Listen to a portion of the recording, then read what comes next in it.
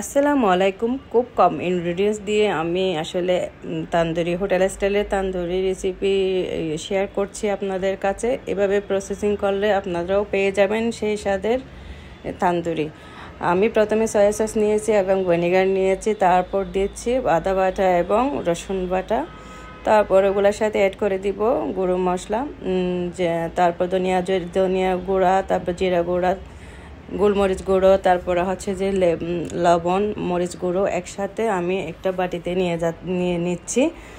ওখানে সরিষার তেলও অ্যাড করে দিচ্ছি। ওগুলো অ্যাড করার পর এগুলোকে ভালো করে মিক্স করে নিব, কারণ ওগুলো গুঁড়ো একসাথে একটু পরপর দিলে এগুলো ভালোভাবে একটা হবে আরেকটা হবে না, তাই একসাথে মিক্স করে নিলে ভালো হয়। তো এখন আমি সেটাকে মিক্স করার পর এখন মাংসের সাথে অ্যাড করে দিচ্ছি। ভালো করে ম্যারিনেট করতে হবে, কারণ মাংসের ভিতরে যদি মশলা না ঢোকে ওটা খেতে ভালো লাগবে না, ভিতরে একটু কাঁচা লাগবে। সেজন্য ভেতরে ভালো করে ঢোকার জন্য আমি ভালোভাবে ম্যারিনেট করে নিচ্ছি। তো এইভাবে যদি ম্যারিনেট করেন তাহলে আপনার মাংসের ভিতরের অংশটাও খেতে খারাপ লাগবে না।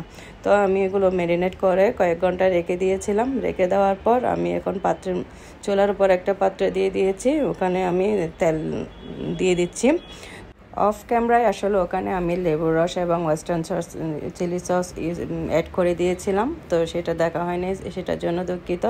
তো আপনারা আসলে মনের মাধুরী মিশিয়ে যেটাই রান্না করেন না কেন সেটা আসলে খুব ফ্যামিলির সদস্যরা খুব মজা করে ফিল করবে, সেটাই যেমনটা আমার পরিবারের সবাই খুব এনজয়ের সাথে ফিল করেছে। কারণ বাহিরে খেতে খেতে অনেক সময় বোর হয়ে যায়, তো বাসায় করলে একটু ভালো লাগে।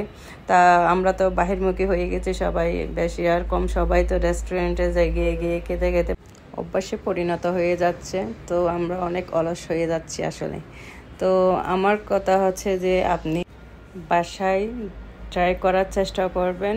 এভাবে যদি চেষ্টা করেন তাহলে খেতে অনেক ভালো লাগবে, আর বাচ্চারাও অনেক খুশি হয়ে যাবে, কারণ এখানে কোনো সব কিছু হেলদি ফুডের পরিণত, কারণ আমরা এখানে অয়েল ইউজ করছি, সবগুলো হচ্ছে যে ভালো। তো বাহিরে তো অনেক আগের পুরনো তেল দিয়ে ইউজ করে ওরা, তো সেই জন্য আমরা আসলে না বুঝে তারপরও আমরা বাহিরে চলে যাই। সেটা তো মাঝে মধ্যে ঘুরতে ইচ্ছে করে, নিজের কাজ করতে ইচ্ছে করে না, তাই আমরাও বাইরে খাওয়ার জন্য চলে যেতে চাই। সেটা আর কি, আমরা মেয়েরা তো চাই একটু আরাম করার জন্য বা ঘোরাঘুরি করার জন্য, সেইটাই উচিলাই আমরা বাইরে চলে যাই। অথচ আমরাই তো জানি বাইরের খাবার কতটা রিস্কি আমাদের জন্য, আমাদের বাচ্চাদের জন্য। তার মোস্ট ইম্পর্ট্যান্ট একটা টিপস দিচ্ছি, সেটা হচ্ছে যে স্মোকি ফ্লেভার যদি পেতে চান তাহলে স্মোকি ফ্লেভারের জন্য গরম একটু